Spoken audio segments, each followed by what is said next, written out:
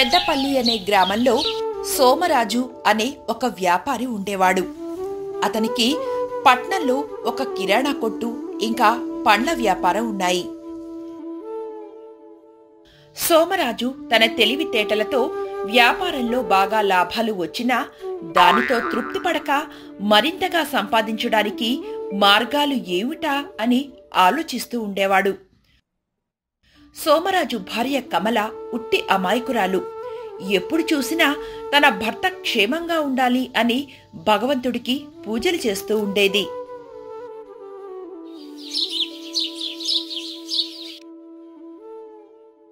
ఏవండి ఏవండి, ఈ ఒక్కరోజు కొట్టుకు వెళ్ళకండి.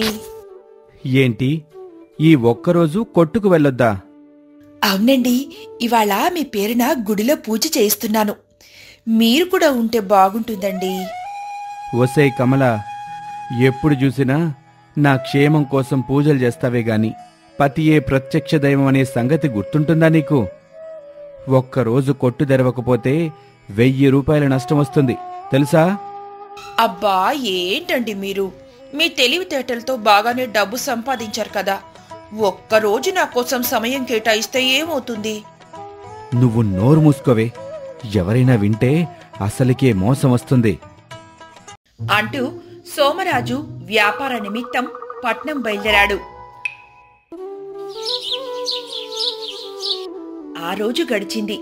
సాయంకాలంలోపు పని ముగించుకొని తిరిగి ఇంటికి బయలుదేరాడు. దారిలో ఒక పెద్ద చెట్టు కింద ఒక సాధువు ధ్యానం చేస్తూ సోమరాజుకి కనిపించాడు. సోమరాజు చాలామంది సాధువులను చూశాడు, కాని ఇతనిలో ఏదో తెలియని తేజస్సు అతన్ని ఆకర్షించాయి. కొందరు యోగులు తమ శక్తితో మంత్రతంత్రాలతో నిధులు దొరికేలా చేయగలరని సోమరాజు ఇదివరకే విని ఉన్నాడు. అతి వినయంగా ఆ సాధువుకి నమస్కరిస్తూ ఇలా అన్నాడు. అయ్యా, నమస్కారం. తమ బోటి గొప్పవారిని దర్శించుకోవటం నా పూర్వజన్మ సుకృతం. ఎవరు నాయనా నువ్వు? అయ్యా, నా పేరు సోమరాజు. నేను పట్నంలో వ్యాపారం చేస్తాను. మంచిది. నాతో ఏదైనా పనా నాయనా? అంటే ఏమీ లేదు స్వామి. అరణ్యాల్లో కొండల్లో తిరిగే తమబోటి మహర్షులకి డబ్బుతో అవసరం ఉండదని విన్నాను. ఆ మాట నిజమేనా స్వామి? నీ మనసులో ఏదో సందేహంతో ఉన్నా. మొదట నువ్వు నా వద్దకు రావటానికి కారణమేంటో చెప్పు నాయనా. అమ్మో, ఈ సాధువు మహిమగలుడే. నా మనసులోని కోరికల్ని ఇట్టే కనిపెట్టేశాడు. స్వామి, మీకు తెలియందేమీ లేదు. నేను చాలని సంపాదనతో నానా అవస్థలు పడుతున్నాను. నా సంపద బాగా పెరిగే మార్గం ఏదైనా చెప్పగలరా స్వామి? అని సోమరాజు అనడంతో ఆ సాధువు కనులు మూసుకొని తన దివ్య దృష్టితో సోమరాజు వ్యాపార లావాదేవీలు కనిపెట్టాడు. కళ్ళు తెరిచి సోమరాజుతో ఇలా అంటాడు. నాయనా, నీ వ్యాపారంలో ఏ సమస్యలు లేవు కదా? లాభాలు కూడా బావున్నాయి. మరి ఉన్నదాంట్లో సంతృప్తి చెందక మరింత సంపద కోసం ఎందుకు ఊరటలాడుతున్నావు? ఏం తృప్తి చెందాలి స్వామి? నా చిన్నతనం నుండి వ్యాపారం చేస్తున్నాను. ఒక ఎదుగులేదు బొదుగులేదు. నాకంటే వెనక వ్యాపారం ప్రారంభించిన వాళ్ళు చాలామంది లక్షాధికారులు, కోటీశ్వర్లు అయ్యారు. నేను మాత్రమే ఎక్కడ వేసిన గొంగలి అక్కడే అన్నట్టున్నాను. చూడు నాయనా, ఉన్నదాంట్లో తృప్తి చెందేవారు ఎల్లప్పుడూ సంతోషంగా, ఆరోగ్యంగా ఉంటారు. లేని దాని గురించి ఆలోచిస్తే కొత్త సమస్యలు మొదలవుతాయి. మనస్సు ప్రశాంతంగా ఉండదు. ఆరోగ్య సమస్యలు వస్తాయి. మనల్ని ఎప్పుడూ ఇతరులతో పోల్చుకోకూడదు. ఎందుకంటే ఎవరి కృషికి తగ్గ ఫలితం వారికి లభిస్తుంది. ఏంటి స్వామి, నువ్వేదో మహిమగలోడువని నా బాధ నీకు చెప్తుంటే నువ్వేమో నాకు నీతి పాఠాలు చెప్తున్నావు. నువ్వు నివసించే కొండ ప్రాంతంలో నాకింత నిధి దొరికే ఉపాయం ఏదన్నా చెప్పొచ్చు కదా స్వామి? అని సోమరాజు మొరపెట్టుకోగా ఆ యోగి సోమరాజుకి 2 తోలు సంచులు ఇచ్చాడు. అందులో ఒక సంచి నిండుగా మంచినీళ్లు ఉన్నాయి. రెండోది ఖాళీ సంచి. చూడు నాయనా, కొంత దూరం వెళ్ళాక ఒక నది ఉంటుంది. ఆ నది దాటితే నీకు దట్టమైన అడవి కనబడుతుంది. ఆ అడవి మధ్యలో ఒక కొండ గుహ ఉంటుంది. ఇక్కడ నుండి కాలిబాటని వెళితే మధ్యాహ్నానికల్లా ఆ కొండని చేరుకుంటావు.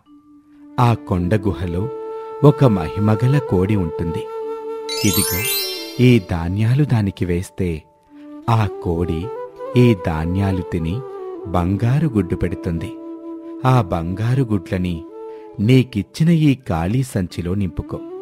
ఇక రెండవ సంచిలో ఉన్న నీళ్లు అడవికి దారి మధ్యలో ఏ మృగమైనా నీ దగ్గరకొస్తే దానిపై ఈ నీటిని చల్లు. అది కొంత సమయం వరకు స్పృహ కోల్పోతుంది. నువ్వు ఇక్కడికి తిరిగొచ్చే వరకు నీకు రక్షణ కోసం ఈ నీళ్లు సరిపోతాయి. ధన్యుని స్వామి, ధన్యుణ్ణి అంటూ సోమరాజు అక్కడ్నుంచి బయలుదేరి ఆ నది వద్దకు వెళ్ళాడు. ఆ నది నిండా మొసళ్ళు ఉన్నాయి.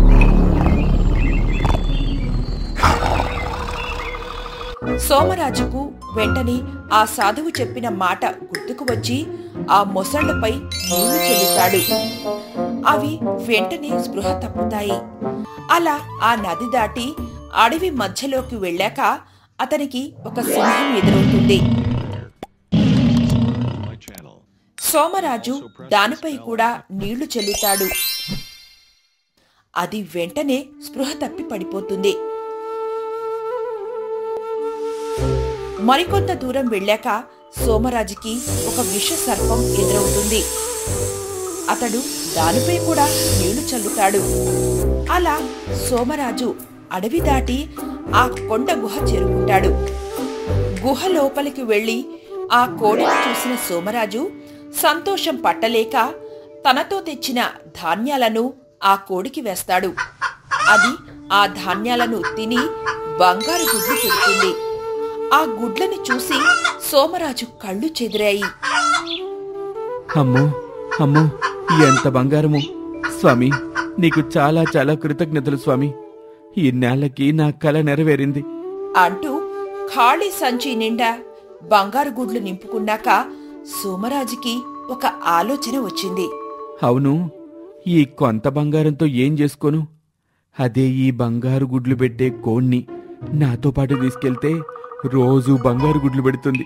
అప్పుడు నేను కోటీశ్వరులకే కోటీశ్వరునవుతాను అంటూ సోమరాజు నీళ్ల సంచిలోని నీళ్లు పారపోసి ఆ సంచిలో ఆ కోడిని వేసుకొని తిరుగు ప్రయాణమయ్యాడు. కొంత దూరం నడిచి అడవి మధ్యకు రాగానే అతడికి స్పృహలో నుంచి లేచిన సింహం, విషసర్పం ఎదురయ్యాయి. వాటిని చూసిన సోమరాజు భయంతో వాటిని తప్పించుకొని పరిగెత్తసాగాడు. అవి కూడా అతడిని వెంబడించాయి. ఇంతలో అతడు ఆ నది వద్దకు చేరాడు. కాని ఆపాటికే స్పృహ నుండి బయటకు వచ్చిన మొసళ్లు కూడా ఆ నది ఒడ్డున ఉంటాయి. ఒక పక్క సింహం గాండ్రిస్తూ సోమరాజుపైకి వస్తుంది. మరోపక్క విషసర్పం అతడిని కాటు వేయడానికి వస్తుంది. మరోవైపు మొసళ్ళు సోమరాజుపైకి ఎగపడతాయి. అతడు భయంతో కళ్ళు మూసుకొని, స్వామి, స్వామి, నన్ను కాపాడు! స్వామి, నన్ను కాపాడు! నాయనా సోమరాజు, కళ్ళు తెరిచి ఇలా చూడు అని ఆ సాధువు పిలిచినట్లు శబ్దం వినిపించగానే సోమరాజు కళ్ళు తెరిచి చూస్తాడు. అప్పుడు అతడికి అర్థమవుతుంది ఇదంతా కల అని. స్వామి, నాకు బాగా బుద్ధొచ్చింది. నా ధనాసకు తగిన గుణపాఠం నేర్పారు. ఇకపై ఉన్న దాంట్లో సంతోషంగా ఉంటాను. వీలైనంత వరకు ఇతరులకి సహాయపడతాను. చూడు నాయనా, దురాశ దుఃఖానికి చేటు. ఎవరి ప్రతిభకు తగ్గ లాభం వారికి ఉంటుంది. అంతేకాని ఇతరులతో నిన్ను పోల్చుకుంటే నీకు దుఃఖమే మిగులుతుంది. మోతాదుగా డబ్బు ఉంటే అది మనల్ని కాపాడుతుంది. అదే మోతాదుకి మించి డబ్బు ఉంటే మనం దానిని కాపాడాలి. సుఖం, మనశ్శాంతి రెండూ కోల్పోతారు.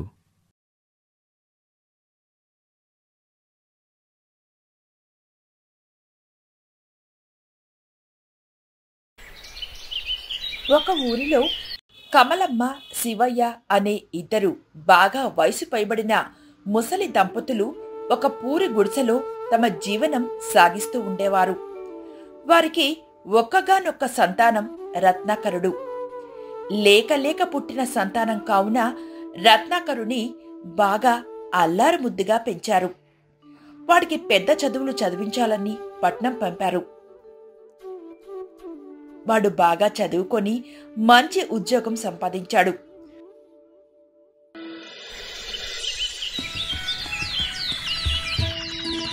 వారు ఒక చక్కని పిల్లని చూసి రత్నాకరుడికి పెళ్లి చేశారు. ఇదిలా ఉండగా ఒకరోజు శివయ్య కాలం చేశాడు.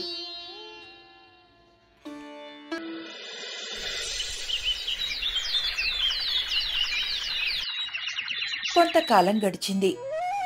రత్నాకరుడి భార్య సీతకు ఆ చిన్న గుడిసెలో ఉండటం ఏమాత్రం ఇష్టం ఉండదు. ఏవండి, ఇంకా ఎన్ని రోజులు ఈ కొంపలో ఉంటాం? మీ నాన్నగారు పోయారు కదా, మరి ఈ ఊర్లో మనకేం పని? పట్నం వెళ్దాం పదండి. అదేంటి సీత, అలా మాట్లాడతావేంటి? అమ్మనలా ఒక్కదాన్నే వదిలేసి వెళ్ళలేం కదా. నేనేం మీ అమ్మని వదిలేసి వెళ్దామని చెప్పలేదు కదా. ఎలాగో మనకి పట్నంలో పని చేయడానికి ఒక మనిషి అవసరం కదా. మీ అమ్మని తీసుకెళ్తే మనం కాస్త డబ్బులు పొదుపు చేయొచ్చు. ఏమంటారు? ఈ వయసులో అమ్మ అన్ని పనులు చేయగలదా సీత? కడుపు నిండాలంటే ఆ మాత్రం చేయక తప్పదు. నేను మీలాగా కటిక దరిద్రంలో నుండి రాలేదు, ఐశ్వర్యవంతుల కుటుంబంలో నుండి వచ్చాను అని సీత రత్నాకరుడితో చెబుతుండగా ఆ పక్క నుండి సీత మాటలు విన్న కమలమ్మ ఇలా అంటుంది. నాయనా రత్నం, నేనంతా విన్నాను. కోడలు చెప్పినట్టుగా మీరు పట్నం వెళ్ళి సంతోషంగా ఉండండి. నా గురించి చింతించకండి. నేను ఎలాగో అలా బతికేస్తాను. నా గురించి బాధపడుకున్నాయినా. కానీ అమ్మా, నువ్వీ వయసులో ఒక్కదానివే ఎలా ఉంటావు? నా గురించి దిగులు పడుకున్నాయినా. నువ్వు కోడలు సంతోషంగా ఉండండి. వెళ్ళండి. ఉంటానంటుందిగా, మీరు పదండి, ఆలస్యం అవుతుంది అంటూ వారిద్దరూ అక్కడి నుండి వెళ్తారు.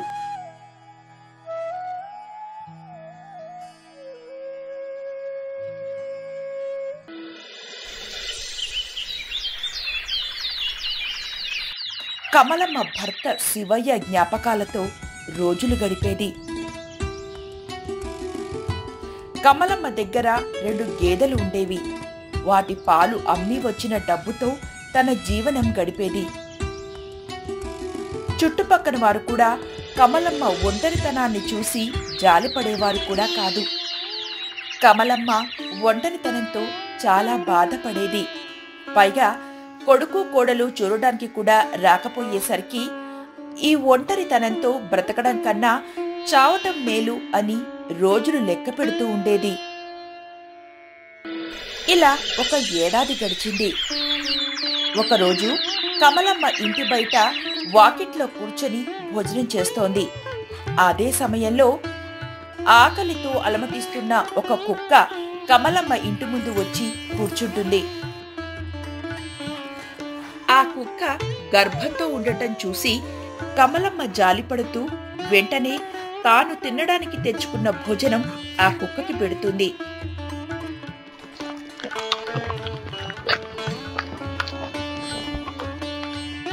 ఆ భోజనం తినగానే కుక్క ఆకలి తీరుతుంది. కమలమ్మ కేసి చూస్తూ ప్రేమ ఆప్యాయతతో తన తోక ఊపుతుంది. అది చూసిన కమలమ్మకు ఏదో తెలియని సంతోషం కలుగుతుంది.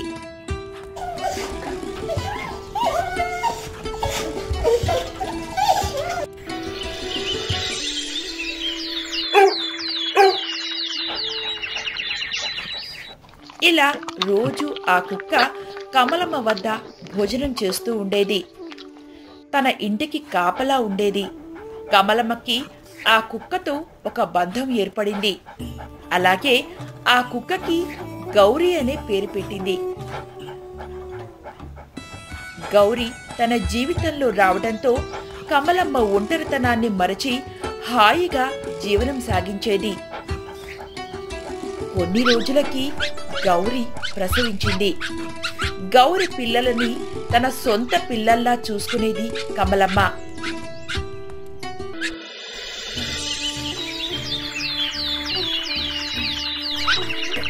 వాటికి మంచి వంటలు చేసి పెట్టేది. గౌరి పిల్లల్ని చూసి చాలా సంతోషించేది. కానీ ఆ సంతోషం శాశ్వతం కాలేదు.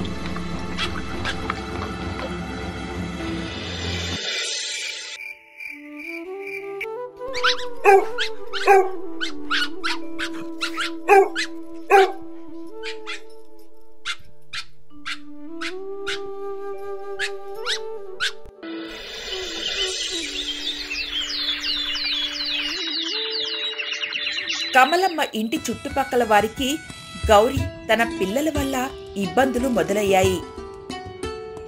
ఏమమ్మా కమలమ్మ, నీ కొడుకుని ఎలాగో పద్ధతిగా పెంచలేదు, అందుకే వాడు నేను ఈ వయసులో వదిలేసి వెళ్ళిపోయాడు. వాడు వదిలేశాడని నువ్వు ఈ కుక్కల్ని పోషిస్తూ మా ప్రాణాల మీదకి తెస్తావా? ఈ కుక్కలు రోజు మా వాకిట్లోకి వచ్చి అశుభ్రం చేస్తున్నాయి. ఇక్కడ మనుషులకు తినడానికి లేదు, కానీ ముసల్ని కుక్కలకు పెడుతుంది చూడండి. అవి బాగా తిని మన ఇంటి ముందు అశుభ్రం చేసి వెళ్తున్నాయి.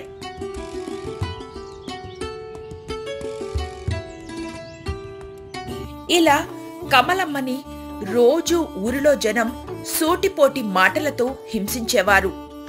కాని కమలమ్మ వాటిపై ప్రేమ చంపుకోలేక అందరి మాట వింటూ బాధని ఓర్చుకునేది. ఎవ్వరికీ ఇబ్బంది కలగకూడదని వారి అందరి ఇంటి ముందు శుభ్రం చేసి వచ్చేది. అయినా ఆ ఊరిలోని జనం ఎలాగైనా ఆ కుక్కలని ఊరి నుండి తరిమేయాలని పన్నాగం పన్నారు. సుబ్బారావు గారు, రోజురోజుకి ఈ కుక్కల గోల పెరిగిపోతుంది. వీటి నుండి విముక్తి పొందడానికి ఏదో ఒకటి చెయ్యాలండి. అవునండి రామారావు గారు, వీటి వల్ల మన పిల్లలకి కూడా ప్రమాదమే. వెంటనే ఏదో ఒకటి చెయ్యాలి.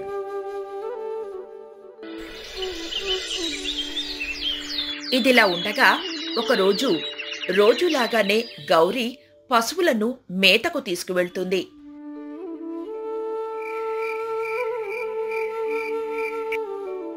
సాయంకాలం అవ్వగానే పశువులు తిరిగి వస్తాయి. కాని గౌరి కనబడకపోవడంతో కమలమ్మకు చింత మొదలైంది. రాత్రైనా గౌరి ఇంటికి రాకపోయేసరికి కమలమ్మ రాత్రంతా ఊరిలో వెతుకుతుంది. అయినా గౌరి జాడ తెలియలేదు.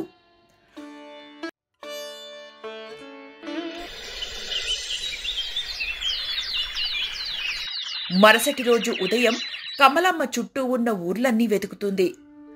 అప్పటికి గౌరి జాడ తెలియకపోవడంతో కమలమ్మ కంటతడి పెడుతుంది. భగవంతుడా, ఏమిటయ్యా నాకు ఈ పరీక్ష? ఈ వృద్ధాప్యంలో నా భర్త నాకు లేడు. కొడుకు కోడలు వదిలి వెళ్ళిపోయారు. ఒంటరి అయిన నా జీవితంలో గౌరీ అనే ఆశ ఇచ్చావు. ఇప్పుడు ఉన్న ఆ ఒక్క ఆశ కూడా నా నుండి దూరం చేస్తావా? నన్ను ఇలా పరీక్షించడం ఇది నీకు న్యాయమేనా? అంటూ బాధపడుతుంది కమలమ్మ.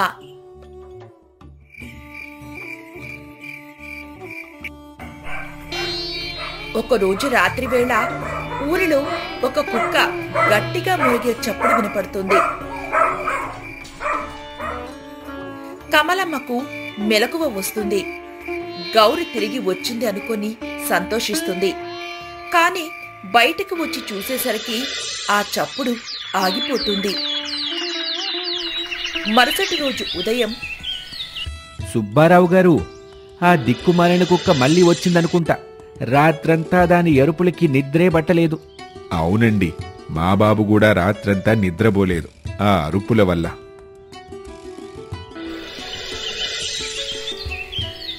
ఒకరోజు గౌరి కమలమ్మ వద్దకు వస్తుంది. గౌరిని చూసి కమలమ్మ చాలా సంతోషిస్తుంది. కాని గౌరి కమలమ్మపై గట్టిగా మోగుతూ అక్కడి నుండి వెళ్తుంది. కమలమ్మకు గౌరి విచిత్ర ప్రవర్తన అర్థం కాలేదు.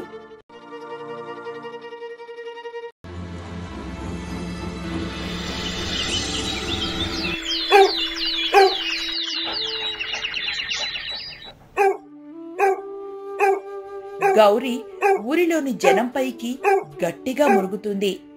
అది ఎందుకు అలా మురుగుతోందో ఎవ్వరికీ అర్థం కాలేదు. అరే, ఇది మన కమలమ్మ కుక్క కదరా?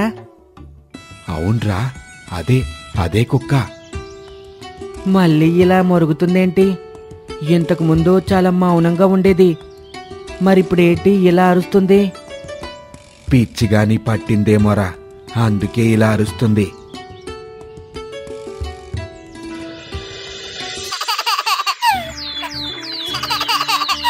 కొద్దిసేపటికి ఇంటి బయట ఉన్న ఒక చిన్న పిల్లాడు ఆడుకోవడం చూసిన గౌరీ ఆ పిల్లాడి పక్కనే ఉన్న పాల డబ్బాని తీసుకుని అక్కడి నుండి పారిపోతుంది.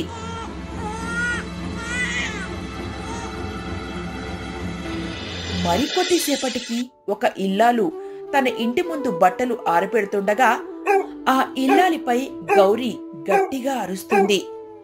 గౌరీ అరవటం చూసి ఆ ఇల్లాలు అక్కడ నుండి పారిపోతుంది. గౌరీ చేసే ఈ విచిత్ర చేష్టలు ఊరి జనాన్ని భయాందోళనకు గురిచేస్తాయి. దాంతో ఊరి జనం కమలమ్మను వెంట పెట్టుకుని సర్పంచ్ దగ్గరకు వెళ్తారు. అయ్యా సర్పంచ్ గారు, ఈ కుక్కతో ఊరి జనానికి చాలా ఇబ్బందులు మొదలయ్యాయి. రాత్రంతా నిద్ర లేకుండా పోయింది. మీరేదో ఒకటి చెయ్యాలండి. ఊర్లో పిల్లలందరూ వాకిట్లో ఆడుకోవాలన్నా భయపడుతున్నారు. ఎక్కడ ఈ దిక్కుమాలిన కుక్క వచ్చి కరుస్తుందో అని. అంతేకాదండి, ఈ కుక్క ప్రతి ఇంట్లో నుండి ఏదో ఒక వస్తువు దొంగిలించి పారిపోతుంది అని వారు మాట్లాడుతుండగా కమలమ్మకు ఏమీ అర్థం కాక మౌనంగా ఉంటుంది. ఇంతలో గౌరీ అక్కడికి వచ్చి అందరిపైన గట్టిగా అరుస్తూ అక్కడి నుండి పారిపోతుంది.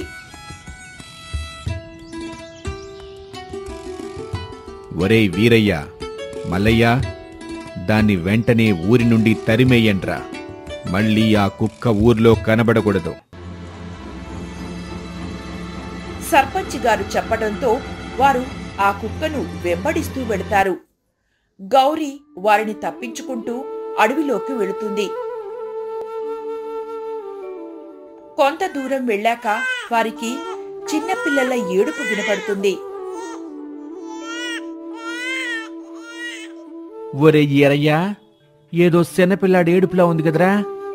అవునరా, నాకు కూడా వినపడుతుంది అని అటూ ఇటూ వెతుకుతుండగా ఒక చెట్టు కింద ఒక పసిగుడ్డు ఏడుస్తూ కనపడతాడు.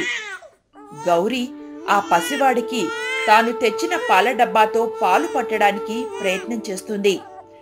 ఇది చూసి వారి గుండె చలించిపోతుంది. వెంటనే ఆ పసివాడిని తీసుకొని సర్పంచ్ వద్దకు వెళతారు. అయ్యో, ఈ పసుగుడ్డు గురించి మనందరికీ చెప్పటానికి ఈ కుక్క ఇంతగా కష్టపడింది.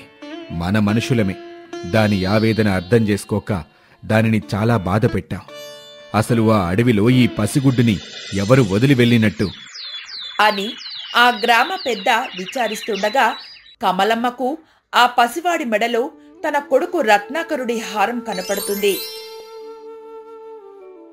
ఇంతలో రత్నాకరుడి పనివాడు సోమయ్య అక్కడికి వచ్చి కమలమ్మతో ఇలా అంటాడు. అమ్మా, నన్ను క్షమించండి. ఏమైంది సోమయ్య? ఈ బాబు ఎవరు? అసలు ఏం జరిగింది? అమ్మా, మీ అబ్బాయి కోడలు ఇద్దరూ తాము చేసిన తప్పు తెలుసుకొని తిరిగి మీ వద్దకు అడవి దారిలో వస్తుండగా ఒక పెద్ద పులి మాపై దాడి చేసింది. అది మీ అబ్బాయిని కోడల్ని చంపి అడవిలోకి లాక్కెళ్ళింది. ఇంతలో ఇదిగో ఈ కుక్కొచ్చి బాబుని అక్కడి నుండి తీసుకెళ్ళింది. నేను భయంతో అక్కడి నుండి పారిపోయాను. నన్ను క్షమించండి అమ్మా. భగవంతుడా, ఎంత పని జరిగింది! తల్లిని ఒంటరిని చేసి తప్పు చేశారు. తిరిగి వారు చేసిన తప్పు తెలుసుకునేలోపు వారి బిడ్డ ఒంటరివాడయ్యాడు. ఇదేనేమో చేసుకున్న కర్మ అంటే. కమలమ్మ తన కొడుకు కోడలి వార్త విని కంటతడి పెడుతుంది.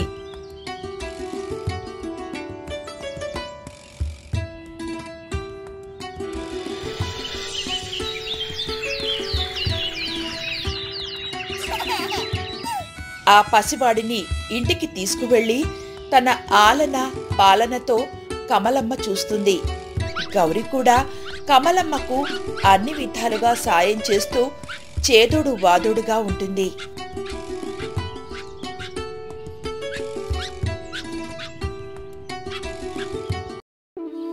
చింతపల్లి అనే గ్రామంలో రాముడు మరియు భీముడు అని ఇద్దరు ప్రాణ స్నేహితులు ఉండేవారు.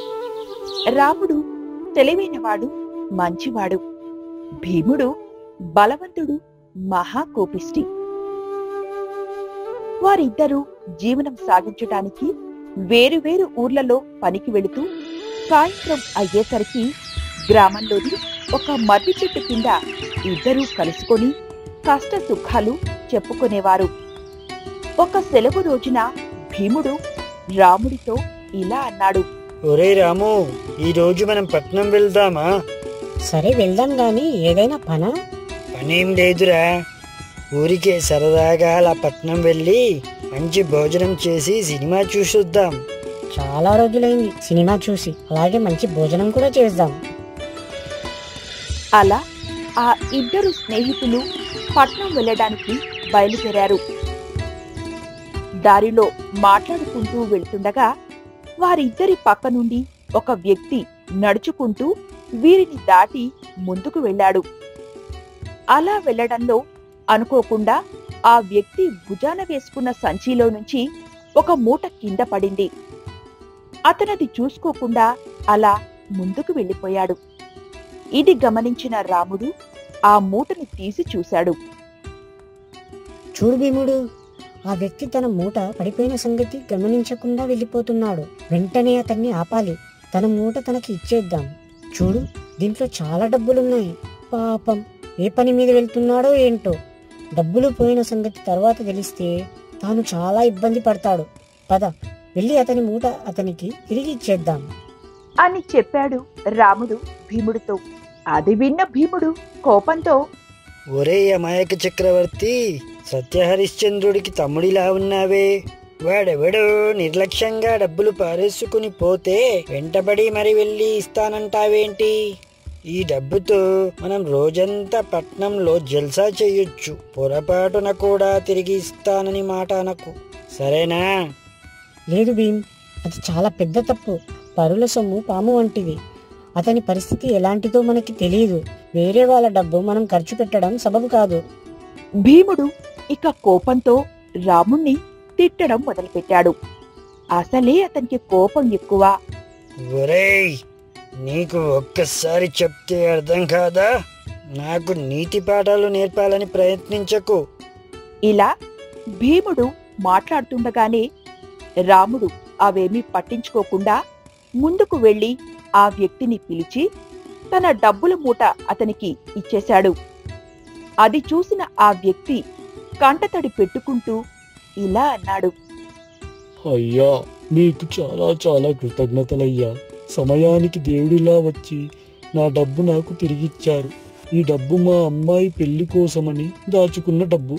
ఈ డబ్బు గాని పోతే ఇప్పుడు మా అమ్మాయి పెళ్లి ఆగిపోయేది. మీకు జన్మజన్మలకు రుణపడి ఉంటానయ్యా.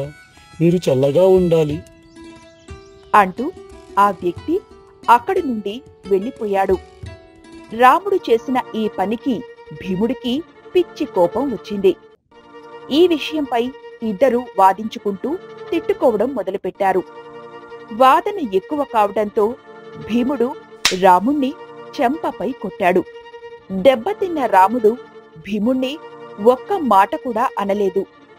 కొంచెం ముభావంగా ముందుకెళ్లి అక్కడ ఉన్న ఇసుక మీద, ఈ రోజు నా స్నేహితుడు భీముడు నన్ను చెంప మీద కొట్టాడు అని రాశాడు.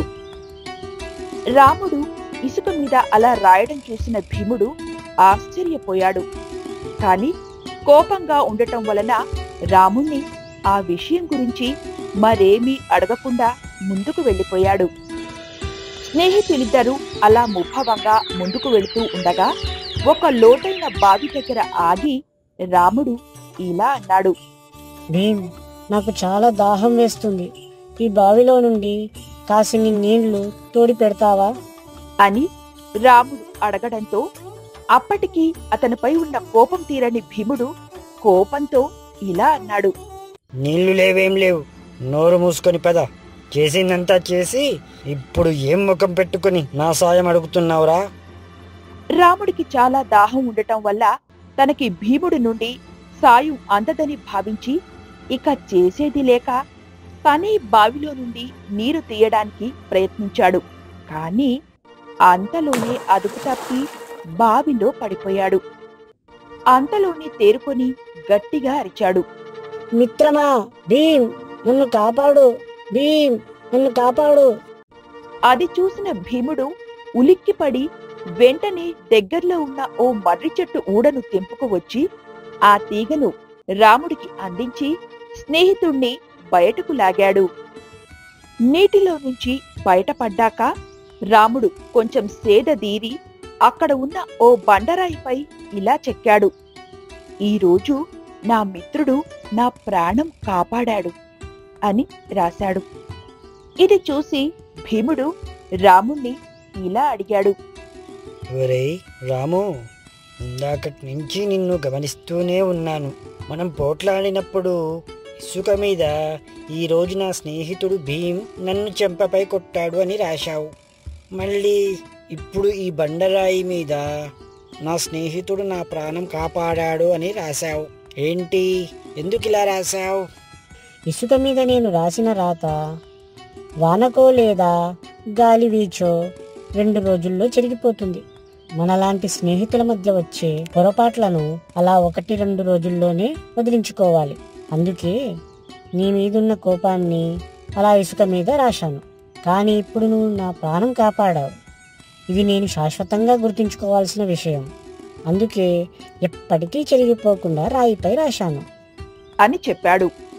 ఇది విన్న భీముడు రాముడి పెద్ద మనసుకు మనసులోనే జోహార్లు అర్పించుకున్నాడు. అంతలోనే తాను క్షణికావేశానికి లోనై రాముడిపై చెయ్యి చేసుకున్నందుకు సిగ్గుపడి రాముడికి తన క్షమాపణ చెప్పాడు. ఆ రోజు నుండి భీముడు తన కోపాన్ని అదుపులో పెట్టుకుని తన స్నేహితుడితో మునిపటి కంటే ఎక్కువ స్నేహంగా మెలిగాడు. ఈ కథలోని నీతి ఏమిటంటే, స్నేహితులే కాదు, ఆవేశంలో ఎవరు తప్పు చేసినా మనం క్షమించి మరచిపోవాలి. అదే ఆపదలో ఉన్నప్పుడు ఇతరులు మనకి చేసిన సహాయం విషయం మాత్రం మనం కలకాలం గుర్తుంచుకోవాలి.